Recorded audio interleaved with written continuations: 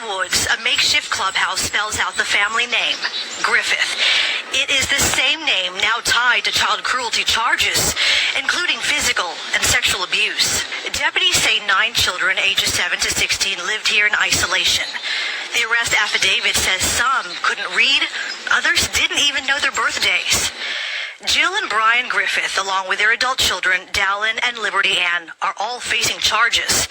Investigators say at least one of the younger children was sexually abused by the couple's 21-year-old biological son. Other children described being beaten with a cane and sprayed in the face with vinegar as punishment. But the most disturbing allegation involves a 14-year-old boy who deputies say was locked in a homemade cage, built under a bunk bed with plywood and 2x4s. When we visited the property, the only sign of life was a black cat. There's something unsettling about this place. It is eerily quiet, aside from the occasional sounds of insects and birds. And it is right in the middle of the woods. Although you can see there are signs that children live here, the court documents paint a very different picture of the reality they lived in. So I went to the Church of Jesus Christ of Latter-day Saints in Brantford to get answers. The court documents say a tip that a 16-year-old boy had a taser at church camp cracked open a bigger case. And a follow-up interview at the church was where a woman told authorities the couple primarily fostered and adopted African-American children who were not nurtured but were treated like workers. They adopted and fostered African-American children so that they could torment them and use them as their own personal SLAVES. Let's talk about these pieces of shits.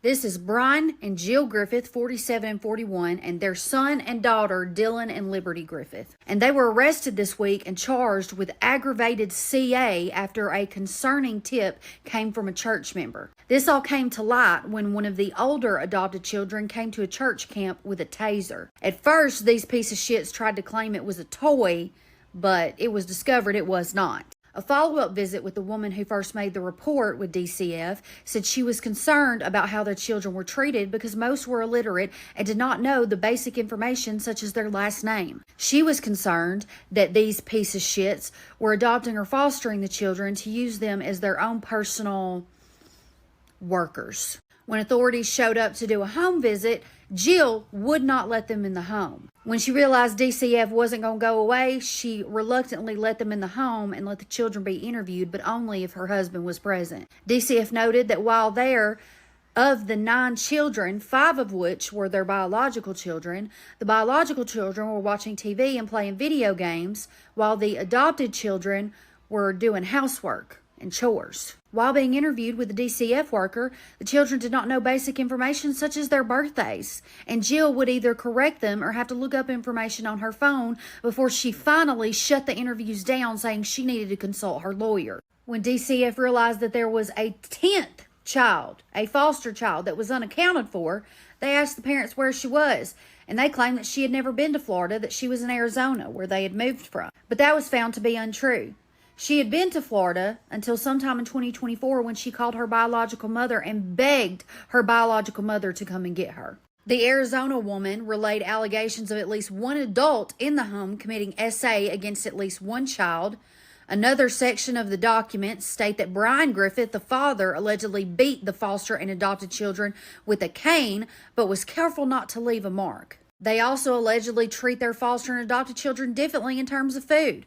She reported that if there wasn't enough food, the foster and adopted children in the home wouldn't get any food. After the children were removed from the home and in the following interviews, one of the 14-year-old boys said during a therapy session that he sometimes was caged in his bunk bed at the home as punishment.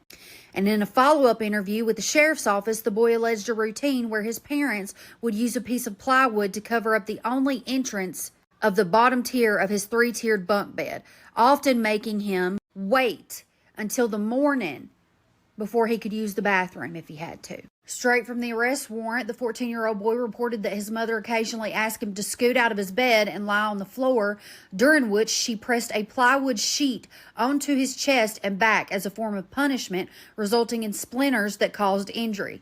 The boy lifted his shirt and pointed to several scars from the punishment.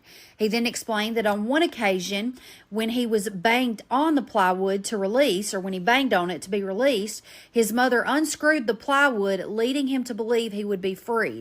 However, she then instructed him to lie back down and press the plywood onto his chest, followed by him having to turn over so she could press it onto his back before securing him back in his bed. He also alleged that he would be sprayed in the face with vinegar as a punishment. The two other adopted children who shared the bunk bed, a 9-year-old and 7-year-old, told the same story to investigators, stating that the 14-year-old was confined to his bed most of the day and night, and that only was released for lunch and dinner and whenever he wants to play, and sometimes at his brother's request. The adults in the house would allegedly use a green drill to secure the plywood and keep the 14-year-old confined because he had a tendency to steal. Later on, a 14-year-old and 15-year-old girl confirmed the cage-like nature of the bed and how the plywood was affixed with a green drill. The younger girl, however, when asked to justify the confinement, said her brother was being punished because he is too rough for the dogs. So which one was it? The 14-year-old girl also reported being uncertain of her current grade level and indicated that she had not attended school in 6 or 7 years. She went on to tell investigators her mother used vinegar as punishment against her, recounting an incident in which she was sprayed before bed by her mother and how the vinegar burned her eyes, making her cry herself to sleep. The 15-year-old girl also confirmed the difference between the adopted and foster children versus the biological children, the provision of cell phones. The older girl said the Griffiths gave cell phones to their biological children, but not to the adopted or foster children. She explained that she's asked for a phone, but her mother said she has to learn to read before she could get a phone. They are all currently being held on a $500,000 bond. And yes, it is believed that not only were these two pieces of shits doing it, but their children were taking part as well.